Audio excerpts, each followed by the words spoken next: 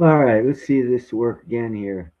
YouTube is really don't want me to share screen. So this is just a test of my video because the last live stream I did, I had to cancel because YouTube decided to make my screen go black. So I'm going to test this out and see if YouTube's still fucking with me, and they can get me for saying the words fucking with me because I'm real tired of doing streams where they won't allow me to show the live stream. Isn't that amazing? Anyone here see that? Do you see that map? Or am I the only one seeing that map? What's up, Humble? Okay, you can see it. Good. Finally. They're not fucking with me anymore. My last live stream was I had this Navy guy said that New Orleans, where is New Orleans? It's over here. Right here's New Orleans. He said this is the Bayou, the Delta, and that up here in Baton Rouge is way up here. See, it's like, I don't know, 100 miles away from the Delta. And if you follow from Baton Rouge, you see this little line here? This is called the Mississippi River. This is the Mississippi River here. It goes, it goes, it goes, it goes. It doesn't hook up with the Delta at all. It does not hook up with Delta at all here. It goes, it runs through New Orleans, right downtown New Orleans, comes around. Here's the swamp and the mangroves, lakes, deltas. But the Mississippi River still comes down here. And it comes down here. It doesn't have no tributaries or anything yet. Right here is where you have your first tributary. Way down here. Baton Rouge is way up there. Someone on a live stream yesterday was trying to tell me that aircraft carriers don't go up the Mississippi. And yes, they do. I know for a fact. They've been up in Baton Rouge. They've been up in here. This is the Mississippi right here. Mississippi River. You know what these boats are here? Big container boats. Big enough of a container boats to where aircraft carriers can go up here, because aircraft carriers have been to Baton Rouge before. And that's what I wanted to tell people, because there's someone out there who says that they know a lot of stuff, and they are misinforming people. The facts are, the Mississippi up in Baton Rouge don't make until down here. Down here. Right down there is where the Mississippi meets the Gulf of America and all these other things. But the Mississippi, you can clearly see, runs through New Orleans, comes around here, goes up through Baton Rouge. Aircraft carriers have been up there. You can Google it. How many aircraft carriers have been to Baton Rouge? Baton Rouge is way up here. It's up near Highway 10. See that? That's Highway 10. Baton Rouge is up near Highway 10. Highway 10 is 100 miles north of the Gulf of Mexico or America here. So it's actually, quite frankly, it's 230 miles from here to here, you know, with all the zigzagging. So I just wanted to get that straight, because I don't like people giving false information out there because they believe they know. If you believe you know, that's cool. Keep it a belief. If you want to put it up here on YouTube for the world to see, and I see it, and I find out it's not factual, I'm going to do a video and present the facts. I could really care less. What's up, JM? What's up, the Humble Stacker? I could care less about what anyone does on YouTube unless they don't present factual information. Because that's misleading people, and that can really hurt other people's lives. Now, I know this doesn't have anything to do with people's lives other than the fact that he tried to prove me wrong, and that was a mistake on his part, because you really got to be smarter than me to prove me wrong. Baton Rouge, right here, where my cursor is at. Baton Rouge. It's way up here. That's Baton Rouge. Look here. That's the Mississippi. Ooh, look at that Mississippi. It even says it right there. Mississippi River, gonna keep on flowing. Ain't going anywhere. Ain't going anywhere. No tributaries. No entryways. No entryways. See, that's farmland right there. See, so there's no entryways to this swampland for the Mississippi, and you can clearly see this says Mississippi. These are all houses that are lower than the Mississippi River. If you've ever been to New Orleans, you can be in New Orleans. Let's go up here to New Orleans. Oh, look, this says New Orleans. This says Mississippi River, and you will see big container ships and aircraft carriers going through the Mississippi, downtown New Orleans. This area here was the Ninth Ward.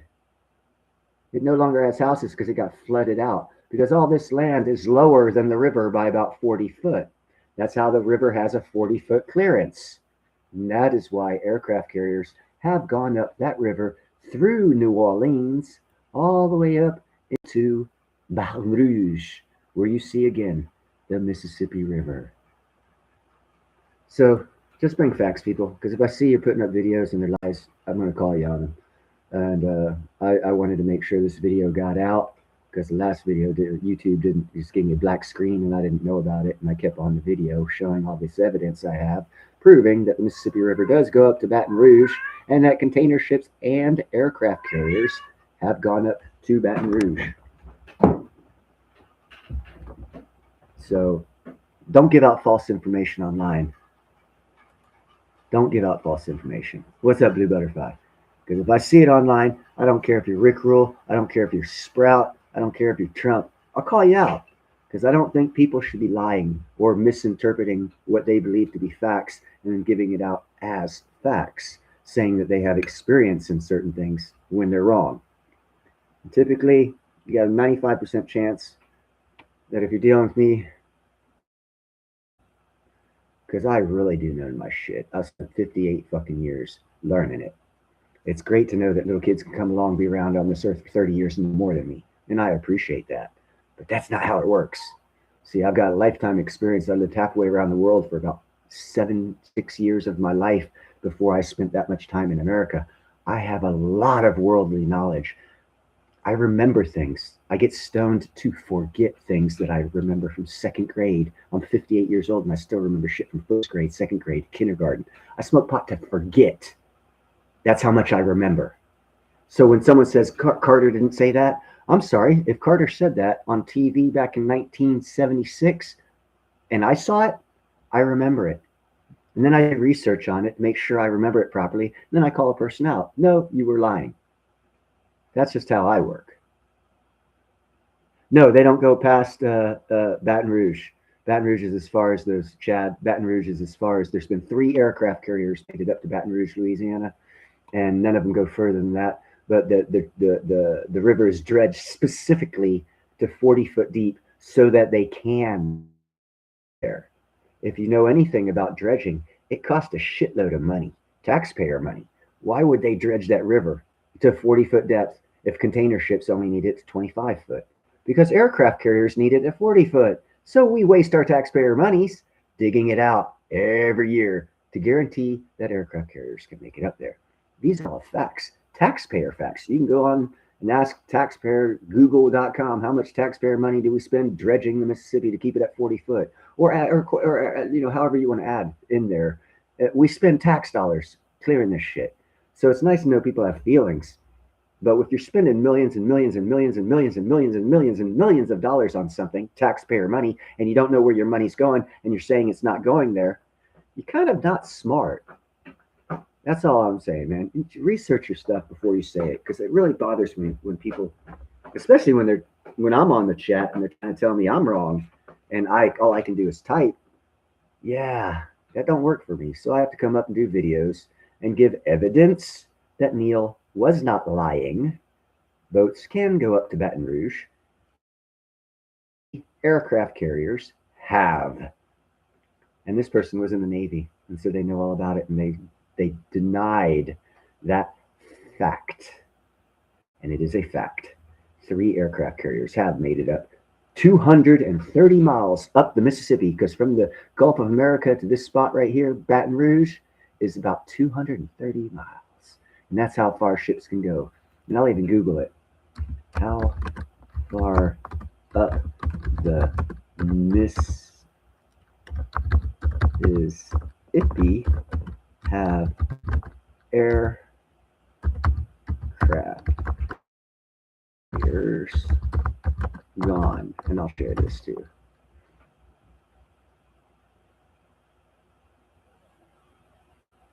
Oh, here we go. Okay, I'm going to go quit sharing this screen, and I'm going to come back, and I'm going to share this next screen. And this says, how far up the Mississippi have aircraft carriers gone? Aircraft carriers generally gone as far up the Mississippi as Baton Rouge, Louisiana, approximately 230 to 240 miles from the Gulf of Mexico. If you go back to Michael and Nancy's show last night, I said that exact same thing, and I was made to be a liar. Wow. So that's the only reason I did this. So anyone you can chat, don't say I'm a liar. Okay, it doesn't work out. Oh, another black screen. Yeah, Google's hating on me. Thank you, JM. But anyhow, you guys Google it. Aircraft carriers have gone up 230 to 240 miles up the Mississippi, a good 200 miles away from any kind of lakes or tributaries or any of that stuff, meaning at least 200 miles of actual Mississippi River has been traversed by aircraft carriers. So if you're in the Navy and you don't know that, don't tell an Army guy he doesn't, because I do. I know it. I know it for a fact. I've actually been on an aircraft carrier in Baton Rouge. Holy shit. Wow. So my whole life's a lie for them to be right. No, I don't tolerate that type of crap. Like I said, I've lived halfway around the world for 6 years of my life. I've been all throughout America. I've had all kinds of great experiences. No, no one's been with me, and no, I haven't had pictures. Ask God if I'm lying when you die, and He'll tell you you should have never tested Neil. He doesn't lie, and I don't. I do go out of my way to make sure I only give factual information. And I started that about 4 years ago. And on my very, very, very, very, very, very first video, 1,300 some odd videos ago, you can go back to it to this day, and you will find every bit of information I gave was 100% factual to this day. And it was about CBDCs and how we wouldn't have CBDCs until way after 2025, 2026. Here it is 2026, and no one's even talking about CBDCs. But back in 2022, everyone's like, oh, it's coming, it's coming, it's coming. And I was like, no, you guys are idiots. It's not coming. It never will come. And I gave reasons. And that was my very first video. And the reason why I do that is because I do not want to lie. I do not want to be seen as a deceiver or a misleader of information, because information is what people use to make decisions in their life. And if you feed them misinformation, you are as responsible for them having a fucked up life as they are. So only give factual information if it's being recorded. That's all I can say.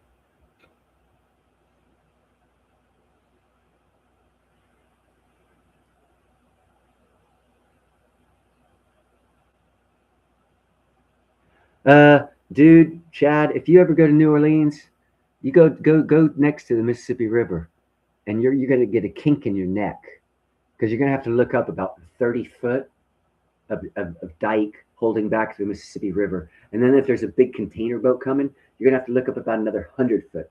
And you're gonna be looking up at about a 13-story building called a boat moving through the streets of New Orleans. It's a very freaky experience.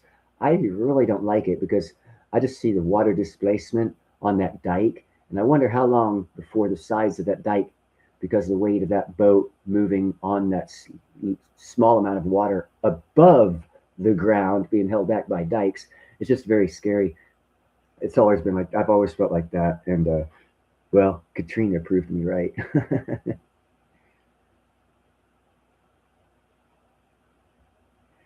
Yeah, New Orleans is not a nice place to this day. I been there a few times, never really cared for it. It's like Vegas, man. It's just too sinful for me.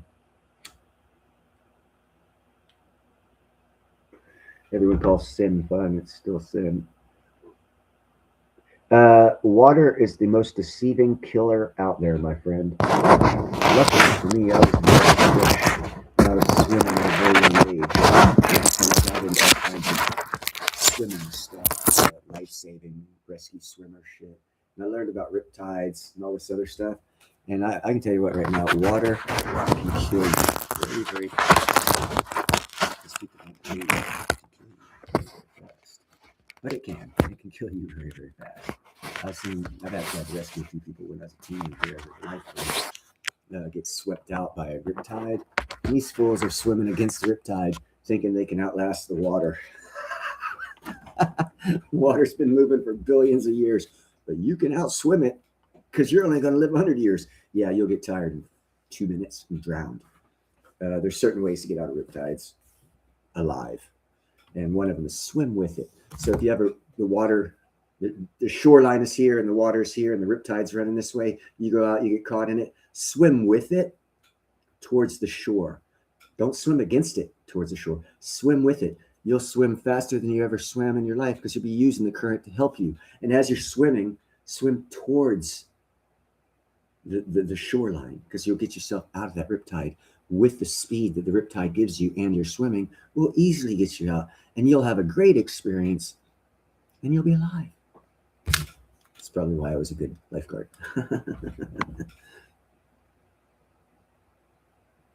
No, yeah, well, they say we're like 70, 80, 90% water. So without water, we wouldn't be alive. We wouldn't be here. We'd be little specks of dust. But anyhow, I didn't want this to be a long live stream. I just wanted to get out some factual information since I honestly believed that I was made to look like a fool that wasn't telling the truth yesterday because someone who was in the Navy was contradicting my facts, and I was in the Army. So people assumed, oh, Army guy doesn't know what he's talking. No, I could have been in God's boat and I'd know what happened in the desert if I talk about the desert. If I talk about space and I'm on Earth, I know everything I'm talking about when it comes to space. Elon Musk is now talking about space mining. How long have I been talking about space mining? 3 years. Now Elon Musk is talking about it. So I must be smarter than Elon Musk to see the future. Heaven forbid anyone give me that credit. I even gave you guys names of companies that are freaking going to do asteroid mining before Elon Musk's company said, hey, we need to do asteroid mining. I started seriously throwing hundreds of millions of dollars at looking at it.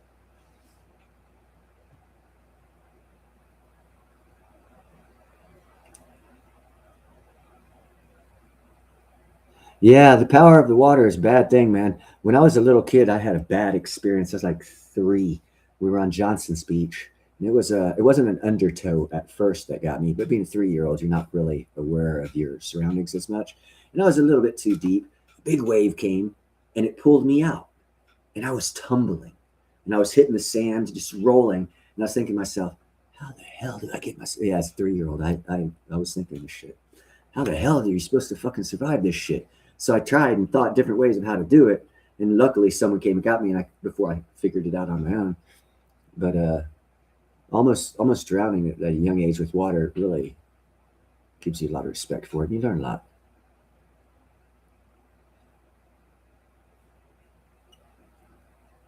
Yeah.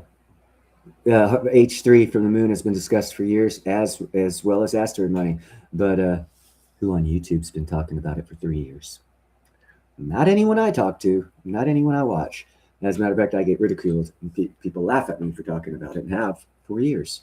Asteroid Forge, $15 million. You can have a recurring revenue for eternity until they run out of platinum and out of space. And they've already identified in the asteroid belt the 5% of the fucking asteroids that have over 80% platinum in them. So they know where they're at. They know how to retrieve them. And now that we're getting nuclear rocket engines, 2 years, they're going to have it out. You should invest in it right now.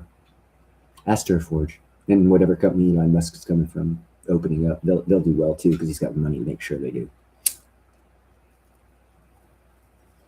But if you got $15 million, give it to Asteroid Forge. You can pay for one launch, one rocket to go out there and collect the mine space on its own robotic unit. And as soon as it gets filled up, its container, it sends its container back to Earth. It'll have $60 million worth of platinum in it. And it takes 2-year round trip. So that means after 2 years, every couple months, you'll be getting $60 million for a $15 million investment. What a good return on investment. It's not crypto, though. It takes 2 years. People will die in 2 years waiting for that thing to happen because people just don't have time for investments to mature. We got to have them 50x in 5 minutes and then look for the next thing to 50x in 5 minutes. Unfortunately, that's not how it works. It does in crypto, but as fast as it goes up, it goes down. And most people don't sell because they get the FOMO. Retail stupid shit.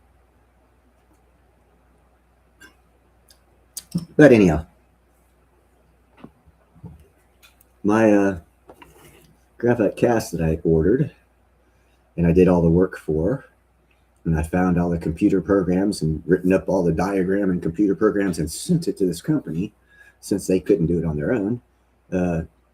Still haven't gotten me my cast, and it's been a couple weeks. So I'm on hold mode to get my mold. Even though I did all the CAD design drawings and gave them everything they needed, all they needed was the CNC machine, which they have. I gave them all the computer stuff. They still taking too long. Quiet. And that is delaying the start of me getting my gym with that crystallized osmium in it out, because that company, god damn, man. Well, yeah, we'll get it to you fast. Shit, we started 2 months ago.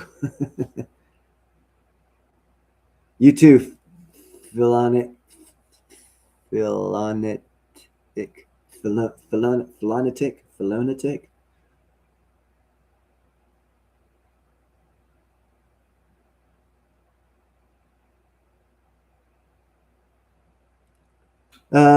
I've received a couple emails from them, JM. I haven't looked at them, and it doesn't bother me one bit. Who they can change the heads up all they want. It's not going to change what's in the ground, and the maximization of the profit margin of that as they transfer over from an exploration company to a mining company, which they've already done the paperwork starting at May 2025, and they did it exponentially. So they're already on track to become a mining company from an exploration company. So what they're doing is they're purging their people out right now that are not into mining, but only into exploration, and they're phasing them out. That's all. I'm not concerned at all. Yeah, no, it's a good thing. It's a good thing. Just like nano nuclear energy, they fell from the 40s down to 19 because their CEO sold all of his stock. And that's a good thing, because he was Chinese. He was part of the CCP that infiltrated America in Wall Street. And right now, the reason why we're going through all the economic hard times that we're going through, they even told us this a couple of years ago, that we're going to purge our business of all CCP cardholders. And there's a lot of CEOs that are CCP cardholders. And the head of NNE was one of them. Yeah, he spoke perfect English, but he was Chinese. Just like those birth babies, the Chinese that get pregnant, they come over here, give birth, and then take them back over there and raise them to be infiltrating agents. They've been doing that for decades, bro.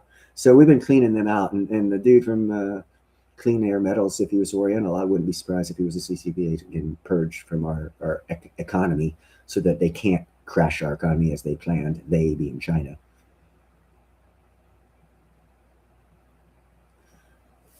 But yeah, and then during the Biden administration, he was trying to crash either the economy or the dollar, and there was a lot of talk about one of them is going to crash, the economy or the dollar. Okay, that hasn't changed just because POTUS changed. Apparently, people have a belief that as POTUS changes, economics changes. No, it doesn't. If you started to destroy the economy and then another POTUS comes along, he's only got 4 years to save it, and it's going to probably take 8. But unless he deregulates, which this one we have is doing a nice job of. So the future does look good here in America. It's just going to be a rough ride till we get there. Probably end of this year, you'll easily see it. And you should already own CLRMF. That's that Clean Air Metals, because they're going to be making some money. They got a 1 mile long, well, 2 kilometers, a little shy of 1 mile long platinum vein running sideways from 400 to 600 meters. Then it goes down a mile. Right now, all the African platinum mines started out 40 years ago with 1 mile down, and they're coming to the end of it. So Clean Air Metals can do an open gold pit mine, put some tracks in there, and just pull that ore out quicker than fuck on the sideways action, pull out a mile of platinum ore before they have to start diving down. So I would anticipate end of 2028, Clean Air Metals will probably be $20. They're like 5 cents right now. What's up, Mike?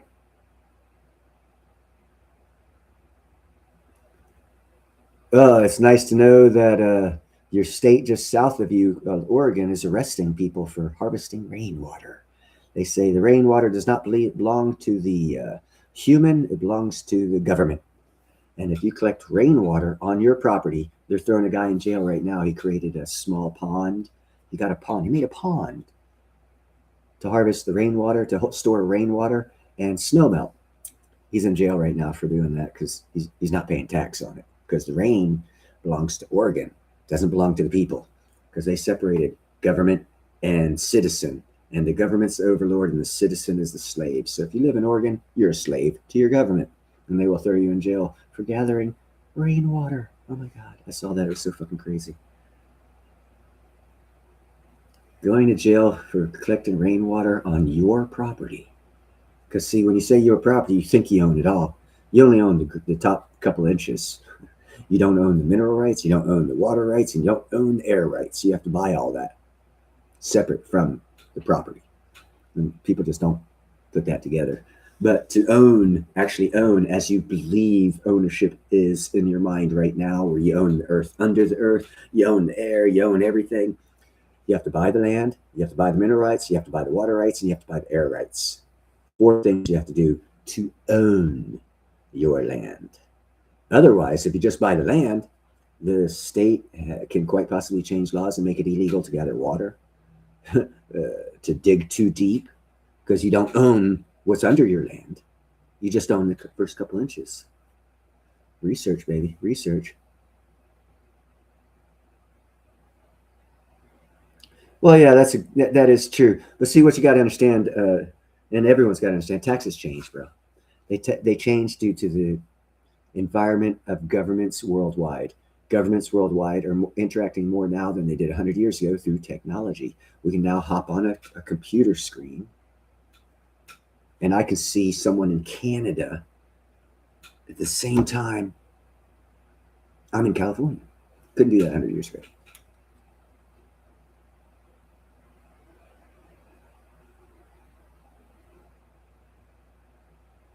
Well, the ferry being, it's actually a good thing the ferry is being built in Florida, because you guaranteed it's going to be built better and cheaper. What's up, Sean? Sean Hammond. But yeah,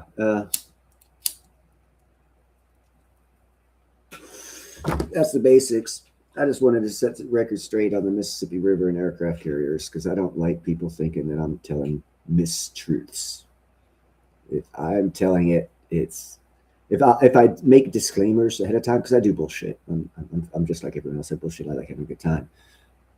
But I'll put a disclaimer out there first. I'll be like, hey, I'm not sure of this, but this is what I heard or something. Otherwise, if I say it, I know for a fact aircraft carriers have gone up to Baton Rouge, and someone in the Navy says, no, they haven't. I don't give a shit. I said it. It's true. And I know that because I've actually physically been on an aircraft carrier in Baton Rouge. I don't have to be in the Navy. I just have to be on an aircraft carrier in Baton Rouge. And I actually was. So I know for a fact aircraft carriers go up to Baton Rouge. I mean, it's a no-brainer for me. It's a life experience. So if you were in the Navy and you didn't have that life experience, it's probably because you were in the wrong fleet. You've got the Atlantic Fleet, the Pacific Fleet, the Oriental Fleet, the German Fleet, all these 7 fleets, 11 fleets. Only one of them stays in America. So there's a good chance, about 90% chance, you were never fucking exposed to it, for one, Navy or not. So.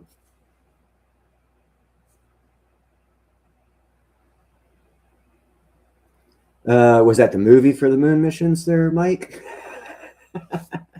So I don't see much in Oregon where they'd do anything for moon landings other than come up with a tax. Hey, can we tax the aliens on the moon? No, Elon Musk already has a fucking awesome, if he can do it. There's this one crater on the moon. It's at the top. One side, no matter, and both sides of the moon get sun. When the moon goes around the Earth, say the sun is here, Earth is here, and the moon's here. The moon goes around the side that when it's a new moon for us, the dark side of the moon is getting hit with sun big time. We just don't see it because it's on the other side of the moon. The sun didn't stop shining. A lunar eclipse will prove to you that the dark side of the moon gets sun. But at the top of the moon, a fucking big crater was created, and it stays in constant sunlight forever. It's always in sunlight. And Elon Musk came up with a plan, because at the bottom of that crater, it's been constant darkness. Now, if you know about temperature differentials, H3 and other things like that, you will be able to put an image together in your head. At the top of that crater, you could put solar panels, and you'll have 24/7 sun to operate something at the bottom of that crater that's mining H3 and water. All of that can be automated. A forever power run gas station on the moon. Elon Musk is trying for it. If he gets it, he's going to be not only will he be the first trillionaire, he'll be the first multi-trillionaire on this planet, because he's a genius.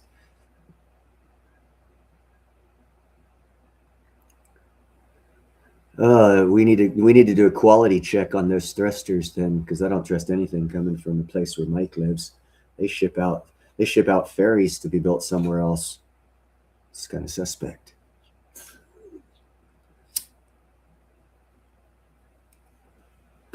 This is tobacco. It's not weed.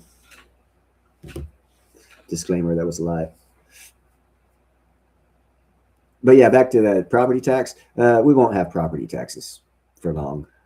We've never always had property taxes. It's only been since, I don't know, early 1920s or 30s or something, property tax. I'm not exactly sure of the date. I'm not too hip on property tax because they come and go. And already there are states that are changing their laws to take away property tax. And that's going to be, again, back to what I've said in other videos of mine. Back in the 70s, every state competed with other states to get people to move there. I remember I said it. Hey, if you don't like the state you're in, get the fuck out of here and go to a state that has the laws comparable with the way you want to live your life. And that's how it was back then. I only remember the 70s because then it changed. I was only born in 68. I don't remember actually the first 2 years because I was in Pennsylvania the first 2 years of my life. But the third year I was down in Florida, and about the fifth year when I was 5 years old, I'd be telling people, hey, if you don't like the state laws or where you're at, you can move to another state where they have different laws that might be more comparable with the way you want to live your life. And then the feds came in, took over, nationalized everything. Well, we're going back to state-run states and not the feds running all states. That's why we're getting rid of the Federal Department of Education, all these other federal bureaucracies, letting the state take control again. Because if we do that, then states will compete for people to move there.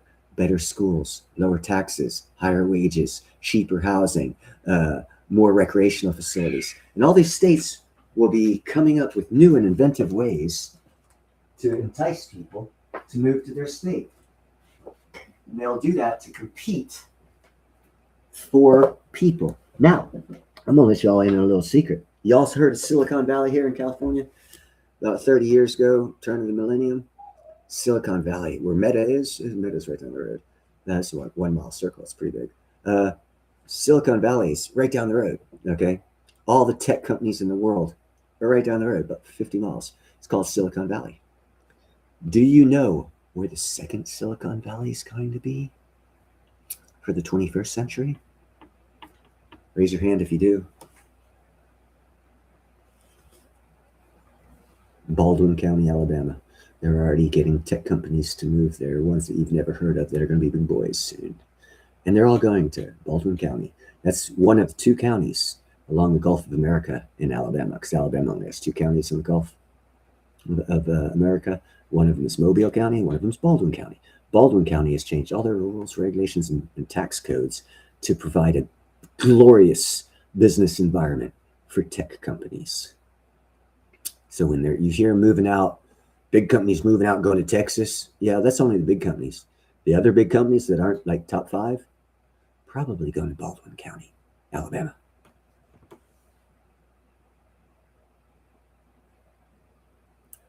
Yeah, there you go. And also, what's the name? Huntsville. Huntsville is a great place to be right now because the Space Force, the newest military branch of the service, is going to operate. Their home base will be in Huntsville. They're going to build a military base. It'll take about 3 years of building. Military base. They're going to, when it's finished, they're going to have 40,000 employees, government employees, high dollar government employees, and probably another 100,000 employees supporting that base. So Huntsville, Alabama is going to rock. It's going to rock. Right now, the prices on real estate is kind of low, but they're going to go way up, and there's going to be lots of work there. So 2 good reasons right there to look at Alabama. Oh yeah, and they got the lowest property tax in the nation, and they're looking at abolishing it totally. And they have no tax on gold and silver, and they're not even in their legislation. It states they will not even look at taxing a regulation tax gold and silver until 2028. That's how far ahead they're thinking with their rules and regulations over every other state. So as you get to know all these things about all these states and stuff and the government and everything else, and you get your eyes off of the Middle East and say, you can't piss on that tanker or the nuke that's going to hit them, so it's no real big deal to you. Concentrate on shit in your own backyard. It'll actually provide you a better living than if you concentrate on fucking Iran halfway around the world. Yeah, there's shit. As you're looking at Iran, Mike Herrera's getting more freaking ferries stolen from his state to be built in Florida. Quit looking at Iran and look at your government. Change the regulations. Get that shit built back in your state. Now, there's a lot of good things happening in Alabama, and land's cheap right now. Right now. And their schooling is going to be improving. And they've got the Space Force moving in the north. And oh, by the way, you know what's on just like sitting on top of Alabama? Tennessee. So if you like Tennessee, northern part of Alabama looks like Tennessee. It's just called Alabama. Cheaper taxes and cheaper prices. Wow. Amazing, huh? Yeah. Yeah, that property line you see on the map doesn't change its topography one freaking bit. If you go look at a map and you see Alabama, North Alabama is the Tennessee-Alabama border, and you think, oh, they got beautiful mountains in Tennessee, but not in Alabama? Seriously? That is such a flawed way to think. If you love the environment of Tennessee and the mountains and scenery and all that shit, move to northern Alabama because you can get the same thing for about 20% the cost. Unless you just have to have Tennessee on your fucking driver's license. So,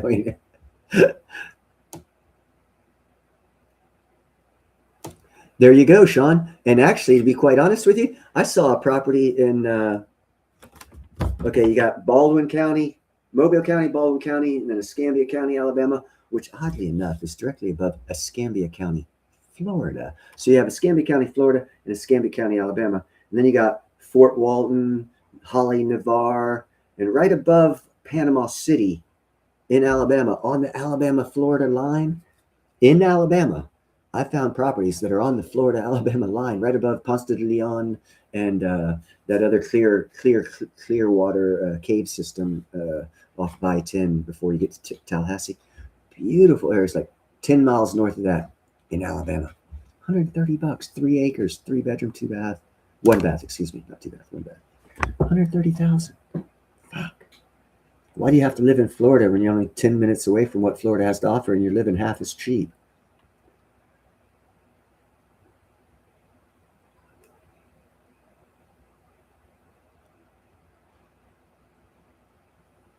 Yeah, way too much tax if you live in the city and the county.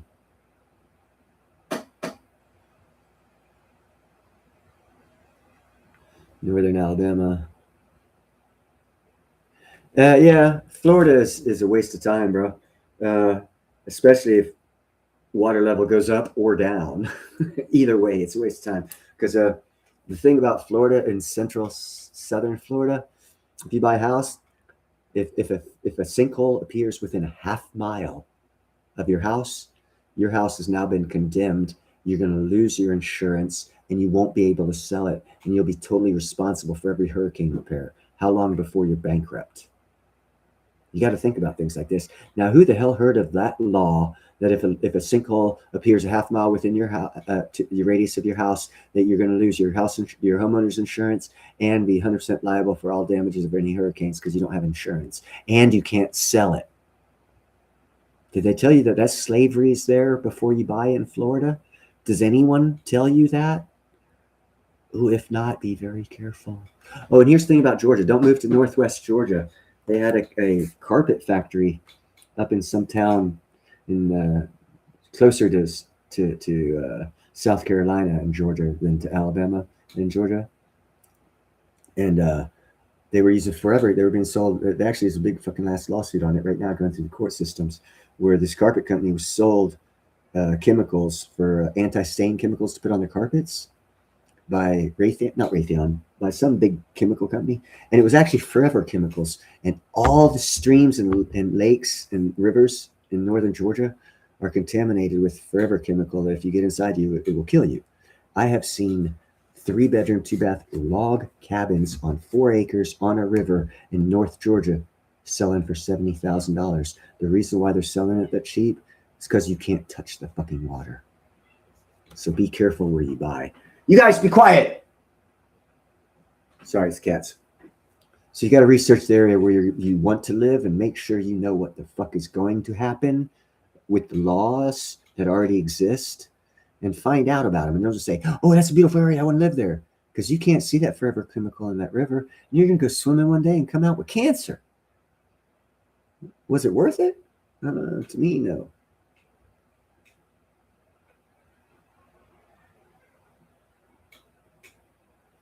Yeah, there's a lot of stuff, a lot of bad chemicals being let out. Yep, and they're drinking too much of the fresh water from underground springs, and that opens up. And here's where you got to research, man. You look at the topography of the land where you want to buy, and look what's about 500 to 800 to 1,000 foot underneath it. If there's a big aquifer and it gets drained, what you have is about 1,000 foot long, 200 foot open cavern that used to support the ceiling, and the ceiling's going to collapse. That's where your house used to be. And also, there was just a mine collapse, I believe, somewhere. Oh, I don't recall. I saw the picture. This is about 2 or 3 months ago. I think it was in Idaho or Iowa or something like that. We're like 800 foot down. This company was digging for something. It might have been Nevada. Anyhow, this mining company was digging for something, and their shoring gave way or something. And there was a soccer field, had a fencing around it, shit, and all the lights and stuff. And they had a security camera on it. And all of a sudden, you see this fucking thing start at a small hole, and it just like fucking collapsed in to where the next day, the whole soccer field was a hole in the ground. Now imagine if kids were playing soccer when that happened, how many dead kids and spectators there have been. So look at what's underneath where you're going. It matters. Yeah, that's scary as hell. Thinking you can just, by buying what you consider to be the perfect house, might be on top. Here's another example. Brentwood is a brand new town, about 10, 15, maybe 20 years old here off of Highway 4 across the Delta, built on top of a landfill. That used to be the old dump, because when I lived in Concord last millennium, Brentwood was the dump. So what they did is they brought in 10 foot of topsoil, put it on top of the dump, and built brand new houses, sold for $500,000 on top of a dump.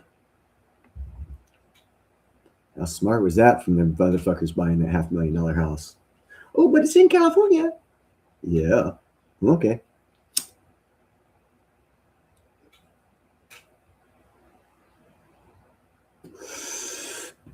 Just be careful where you buy. That's all I got to say, because there's so much shit out there, and there's so much lack of liability of the things that cause that shit to happen that Hey, you take care, Mike. Be safe this Sunday, my brother. Make sure to check on elderly in your neighborhood. If it does get financially worse than it is right now, the elderly will be affected first. So check on the elderly in your neighborhood. Make sure that they are taken care of, because they're the ones that took care of us when we were younger. You got to pay it forward, so that way someone checks on you when you get older. Be kind, helpful, and grateful. It's free. It doesn't cost you shit except for being a good person. Basically, if you're not a good person, you don't need to be on this channel.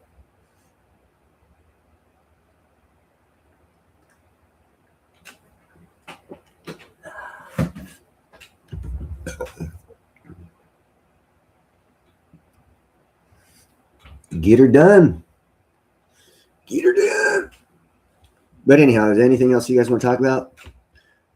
Do you know there's a port in, I believe, Iowa that goes to the Pacific? It's a deep water port in Iowa. Oh, yeah, we do the research. It's funny as shit. When I was doing research on the Shipbuilding Act, it said, oh, the port in Iowa, some city in Iowa is going to get rebuilt for the infrastructure of the Pacific fleet. And I was like, what? Iowa? How the fuck? I looked, damn sure enough, that river goes all the way to Iowa. I was like, bro, you can build ships in the middle of America and send them out. Shipbuilding Act, right? Build ships and send them out. And that's another reason why Japan could never defeat us, because you can't kill our ports. Our ports can be located in Baton Rouge, 230 miles inland, in Iowa, 700 miles inland. I mean, how are you going to get a fleet to destroy that shipbuilding yard? Here in Muir Island, right outside, no, it's Muir Island's over this way. Muir Island, they built subs there.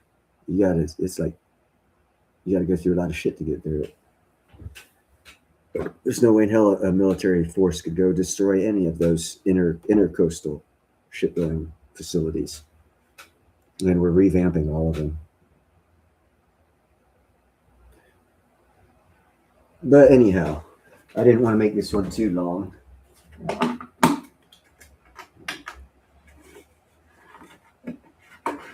Is there anything you guys want to talk about? Anything special? Anything you want to discuss? Anything like that? Please put it down in chat, and I'll tell you what I can about it, and we'll discuss it.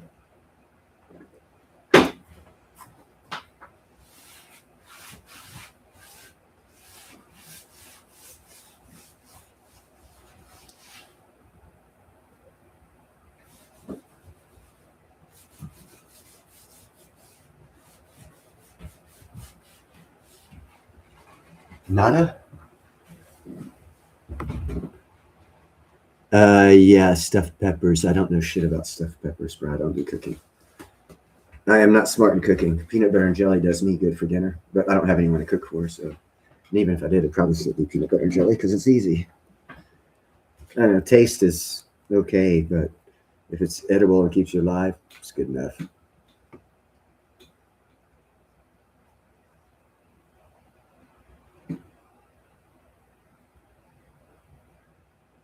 Well, Prad, I am not even going to attempt that name. Prad Human Kumar Mishra. I hope I didn't butcher it. I'm doing as well as to be expected with the last administration gutting the steel industry and having to rebuild it. It takes a couple of years. Later this year, I'll have a lot of work, but I haven't had a lot of work in 6 years. But at the end of the 6-year work, will pick back up. So, later this year. Fucking sucks. But it is what it is. This is the second one I've been through from 2008 and 2011. That only lasted 3 years. This one's lasted 6, twice as long. So there is actually good times have to be coming because economies don't roll any other way than up and down. And we've been down for twice as long as we were in the last recession of 2008 to 2011. Because it's been happening since 2020. So that's 6 years. And the steel industry's felt it. Now, the funny thing is, and this is back to going to the states where you live in, the state of California's not got much building going on because of their state rules, taxes, and regulations. But the East Coast of America is fucking rocking with fucking steel work. Need the money, need the money to move, and I have to buy a house. I don't have a house over there right now, and I can't buy a house because I can't get a loan because I haven't had a job in 6 years. I've worked 6 months and 6 years through my ironworkers union. So, I've got this gym thing I want to start, but I'm getting fucked with on that too. So every option I have to get the fuck out of here, if another human being has anything to do with it, they're fucking me. The graphite cast maker has had every bit of information he's needed to get the graphite cast. I've already given him money. He said, no, wait till I'm done, then pay me. And now he's taking forever getting it done. It's like, fuck, I have a freaking gym and jewelry show in May 4th in Germany I could have my shit at. But no, I can't because I'm not in control of making the graphite cast. I pay someone else to, and it's in their power of when to do it. And that's such good business, do it whenever the fuck you want, fuck the customer. But so I'm getting fucked on that right now. I mean, I should have had it 2-3 weeks ago when I gave them every bit of information on a CAD design drawing that was out there in the fucking planet for them to use, basically doing their job. Other than if I had the CNC machine, I could have done the motherfucker myself. That's how much computer work I put into this design for them on their behalf so they could do it. And they're still taking forever. And then we come to my union and they're still selling DEI. So the women and the apprentices are going out the door. They're getting jobs a week in advance. But the journeymen, males, black, white, Mexican, don't matter. If you're a journeyman and a male, you're going to be there for a while. So we got to get rid of leadership. And we can't do that until next May when the elections come up. So there's things stopping me from up and moving. I could have up and moved 2019 because I had several thousands of dollars in the bank, but not having worked but 6 months and 6 years kind of strains your bank account and kills all your savings because California is really expensive. And to live here for 6 years without making the money to live here means you ate up most of your life savings, or at least I have. So I can't leave right now. I would love to.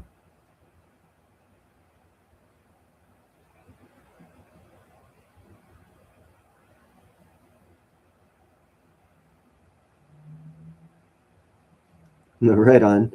I'll just call you Prad. It's easier.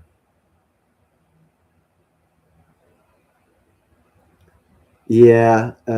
No, I decided to fight him instead, JM, because if I'm not going to get a job, the next best thing I can do is go down there every day and make their lives hell for 2.5 hours. So they have at least 12 and a half hours a week of listening to me or getting me a job. And it doesn't take too long before people don't want to listen to me and they'll get me a job. See, because the squeaky wheel gets the grease. My dues are paid. They can't kick me out. And I can be a dick down there and they can't kick me out. They just have to deal with it. So it's up to them how long they want to deal with me being a dick down there before they get me a job. And that's up to their tolerance level. Who's paying them to send the women and the apprentices out? And is it worth their headache for 2.5 hours a day, 5 days a week, guaranteed that Neil's going to be on their ass? Or you get Neil a job? It's not going to be much longer.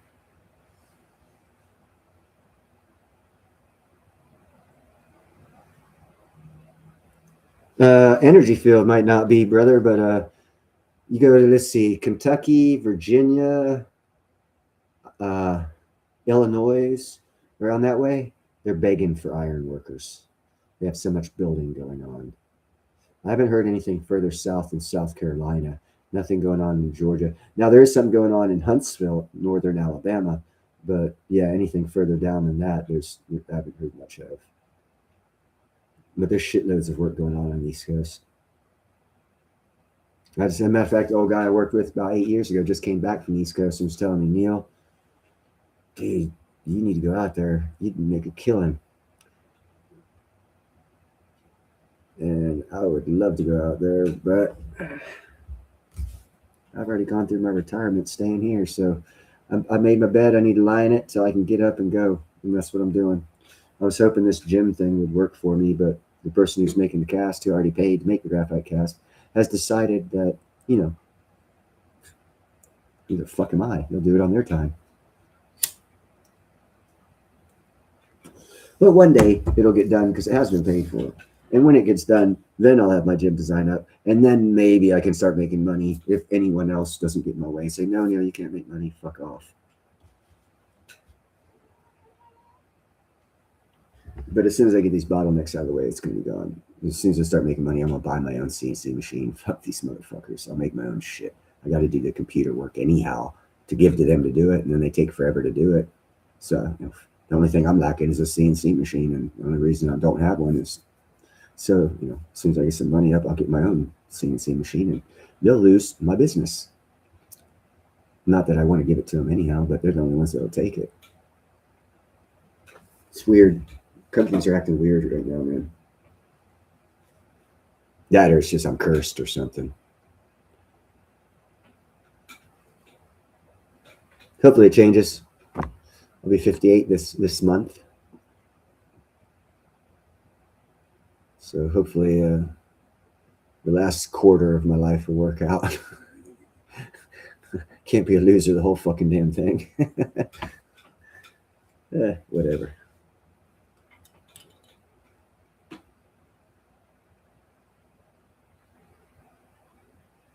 Yeah, it's leadership fucking playing fuck around. That's destroying everything, shaking everything up. But you know what? We asked for it. We asked to drain the swamp. Well, how do you drain the swamp? You don't go in there with a cup of tea and you fucking knock the son of a bitch over, the tank over, and it's drained. That causes a lot of shit. Well, we got a lot of shit, so the swamp must be draining.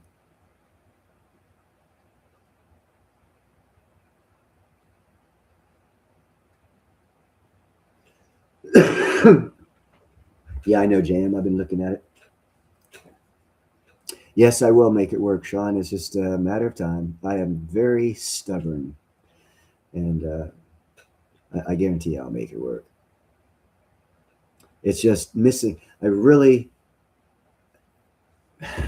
to make it work, I set shit up in advance that'll help make it work. And part of that was I was set up to have my product in Germany May 4th. That's not going to happen because I still don't have the product because the CNC guys are, telling me, whenever we get around to it, we'll do it, whatever. And I should have, so I put the cart before the horse. I didn't realize that. Well, I did realize, anytime you give any human being a little bit of power, you created a god, basically.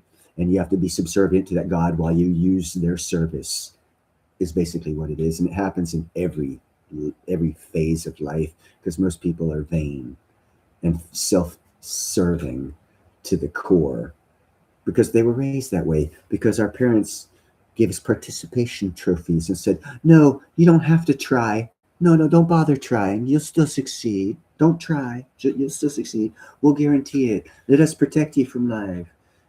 And stupid shit like that, rather than smacking them in the back of the head and say, go out there and fucking try harder. Don't come back with second place, dumbass.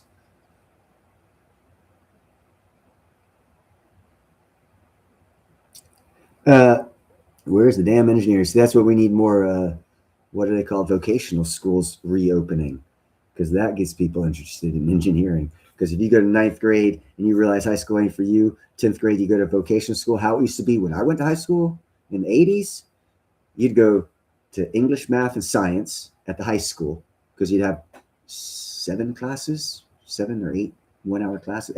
7 classes and lunch is what it was. So you do your English, math, and science at the high school, and then you'd take and you go to George Stone. George Stone was a vocational school, and from there you could do electrical, you could do framing, you could do engines, building engines, and they had different vocational trainings where that you would get hired by other companies, while you're in high school, get your 3 classes, English, math, science. Then basically you go for a year to learn a training. And then when you're a junior, you do 3 classes at high school, and then you go to a job and you're doing like some sort of an apprenticeship where you're getting paid to where by the time you senior out, you're already on your 2nd year apprentice. You've already made $40,000 or $50,000 each one of those years before college even comes into thought. That's how you get successful Americans. Or you get parents that tell their kids, when you get to college and spend $500,000, you'll get a great job. No guarantees, but it'll happen. And then it doesn't happen for 95% of them. College is stupid. If you know how college is, man, yeah.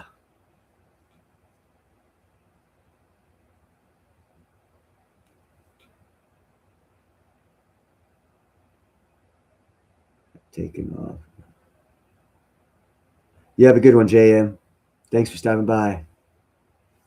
Yeah, and see, these things, the systems are changing. It used to be when I was a kid, 7% interest, you double your money every 7 years or something like that. What, 72? I don't recall right off the top of my head. But saving was a good thing. But see, economies change through time. You're not going to have the same economy for hundreds of years. They change. And with technology, they change. And we're going through an economic change right now in our lifetimes, unfortunately. And so it's happening. And you can expect it to happen. And debt was good, but now it's going to be savings is good, but it's going to be savings in digital and staking and all this other shit that digital brings. And that's cool. But you know what's still going to work? Opening up a company and getting paid real good money for doing what you know and love. And however you get paid, if you get paid in XLM, XRP, whatever, as long as your bills can get paid in it and you can buy your silver and your gold and you can go on vacations, man, it doesn't matter if it's a dollar bill or a fictitious thing that you throw up in a catch that bill, whatever. It doesn't matter as long as your shit gets paid and you get your wealth preservation scheme for yourself that you can understand, because this digital thing's going to change too in about 50 years. We're just not going to be here, but our kids will. And they're going to go through the same shit. It happens. It happens quite frequently. It happened in 1971. We changed dollar bills. Our whole dollar bill system changed in 1971. It's going to change again. Everyone knows it because they said it was only temporary, 50 years or so. It's been 56. Dollar's going away. No, you can, but there is no I wish about it. Be blue butterfly. What are you good at? If you're good at basket weaving, open up a basket weaving fucking sales shit. If you're good at fishing, open up a fishing store. If you're good at driving, open up a driving store. If you're good at retail sales, open up some sort of retail sales store. If you're good at yard sales, go buy shit for $5 and sell it for $25. You can start a business. It's just, here's the thing. The only thing from stopping each and every one of you here in this chat, the only thing from stopping you from being rich is you, your perspective. See, I know I'm going to be rich. I'm just frustrated that on my path to being rich, I'm getting thrown a lot of wrenches in my scheme, and I got to navigate around them to get where I'm going, and I will get there. But it's your thought process. You are the biggest killer of you being rich. Listening to other people, believing what other people say, not believing in yourself. Most people don't believe in themselves. Most people listen to other people who tell them what to believe about themselves, which is failure.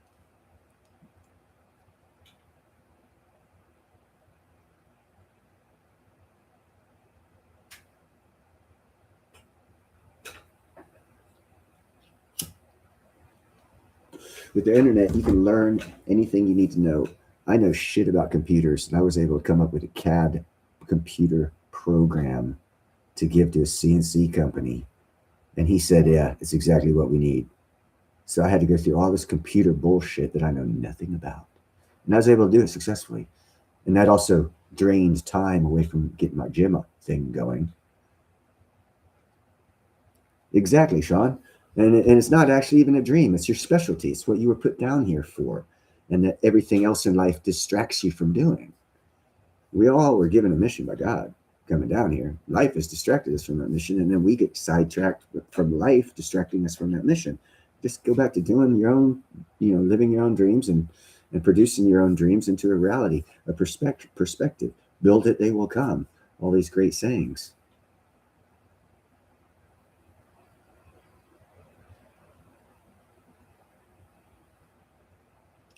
Yeah, no, definitely.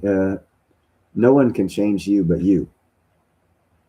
That's the bottom line. Now, if you're a lemming, you don't change. You just do what other people tell you to do. That way, you never get to do your own thing. You're a slave. Congratulations.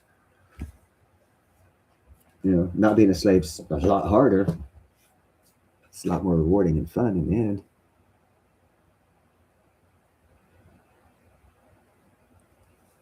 But yeah, hopefully here, sometime in May, maybe, I'll have my gym design. I'll be able to show y'all what I'll be selling, and I'll be able to go down hopefully in June to Vegas Gym and Jewelry Show, where they'll be displaying my piece. East Tennessee, that's by North Carolina.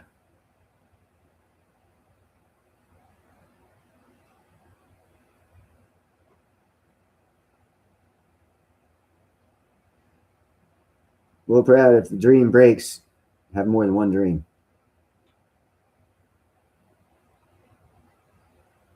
%, Chad. Dream of mine. I have it in the garage. It's a working concept prototype of a mobile apiary. I worked it for 12 years. Cost me a lot of money. Haven't made one penny off it yet. It's on the back burner. Because that type of industry, it's going to take me investing in it for a couple of years, allowing other people to make money off of it so that other people see the proof of concept and actually gain the wealth from my concept and prototype of a mobile apiary. And then after I get several people doing that, I can do some reports on it, put it in newspapers and news journals, articles, and all this other shit about the science of it. Then I can get people looking at it, and then I can create a business. Because what I'm going to be doing with that, if you know anything about beekeeping, right now beekeepers use the Langstroth beekeeping system. It's a certain type of box style, so shit. It is the problem. It's a 160-year-old system that didn't include anything that's beneficial to bees. Everything about that box is beneficial to the beekeeper. I came up with a totally new box and system of beekeeping and proved it works. Got videos, all this other shit, proven it works. But to make change like that in an industry to where the whole world will be buying the Sutherland box, bee box, instead of the Langstroth box, you gotta have hundreds of thousands, if not millions of dollars behind you, backing you, keeping that going until it catches on with the general populace. General populace catching on is a lot quicker now with computers and mass media, but it still takes a while.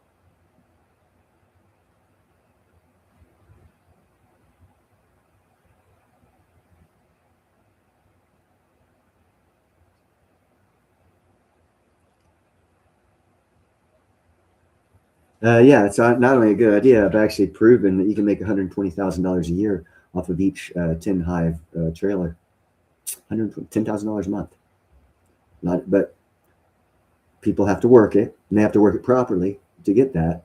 And yeah, no, it's going to be a successful company when I'm able to get around to opening it. Again, I've done all the groundwork. I've got all the evidence. I've got all the science behind it, all documented. And I gave it up in 2012, 14 years ago, and not one motherfucker out of 9 billion people on this planet has even thought of it. So I'm not concerned about someone copying it. Apparently, people just ain't smart enough. I work an idea for 12 years and give it up because it's not the right time and wait 14 more years and no one else is doing it. It's just like, 26 years and I'm the only one who thought of it. And a planet of 9 billion people, 8 billion people. That tickles me think. And yet everyone was worried and looking into bees when they came up with the colony collapse scenario thing and the varroa mite bullshit. Everyone was looking at us to come up with new ideas. Not one motherfucker did. Not come up with my idea. My idea works great. It's again, I've already worked it for 3 years. Proof of concept. It's already been done. I've proven it. Proven it works. Got videos, all kinds of shit. Tons of scientific paperwork on it.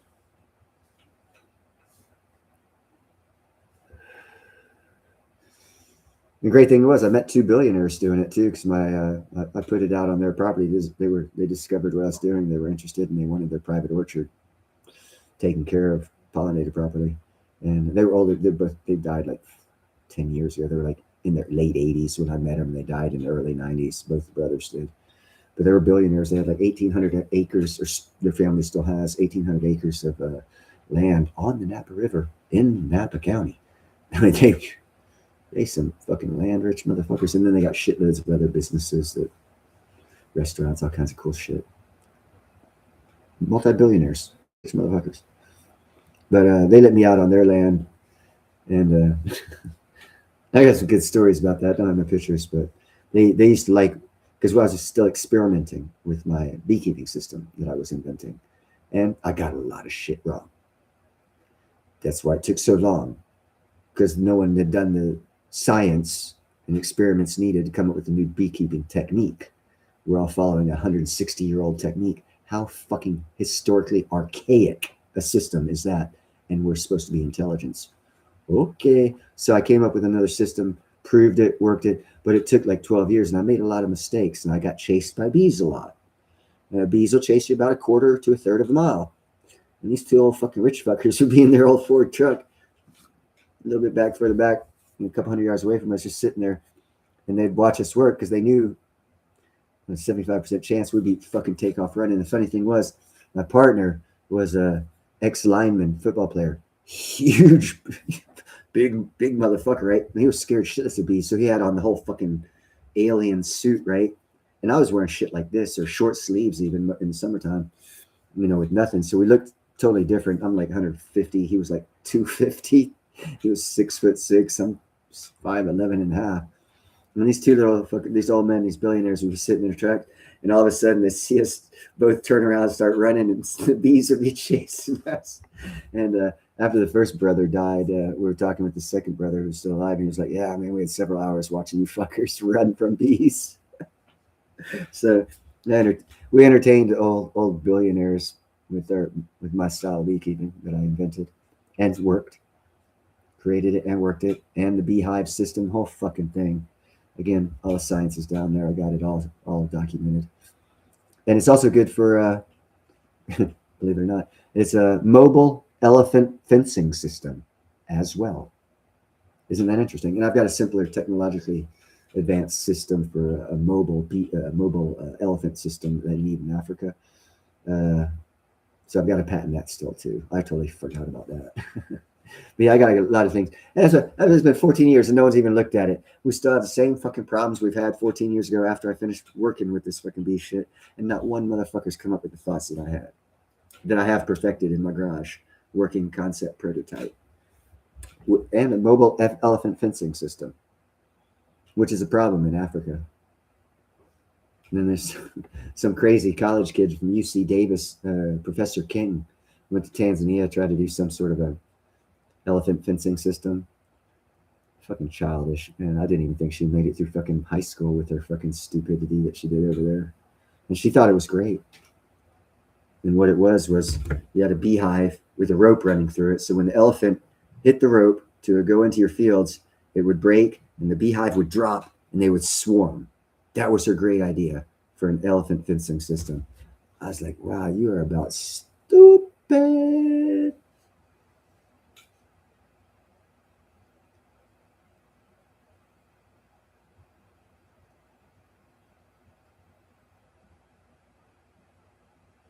Yeah, usually after 55 is when people get it, Sean. That's when they really start getting where your mind and everything's kind of clicking on all cylinders. Some kids get it younger. Warren Buffett didn't start till he was like 55. He's a fucking rich man now,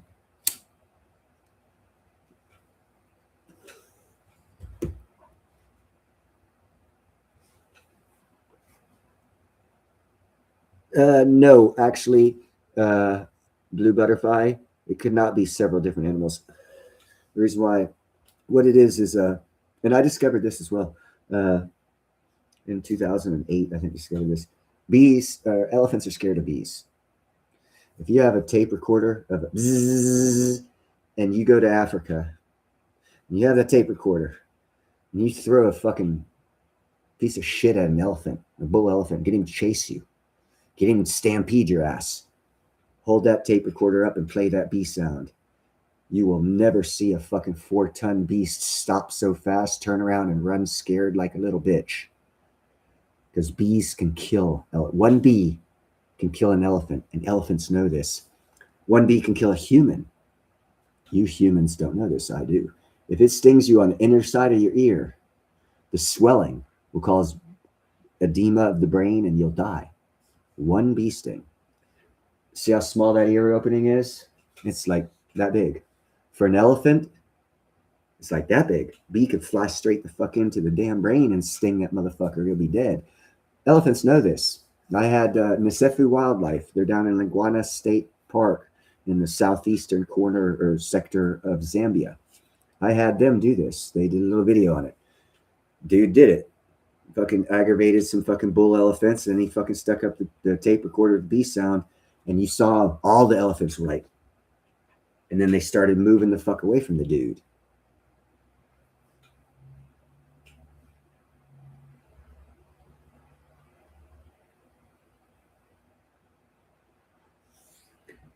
Got an amazing meal in a pot of a full garden with work to be done.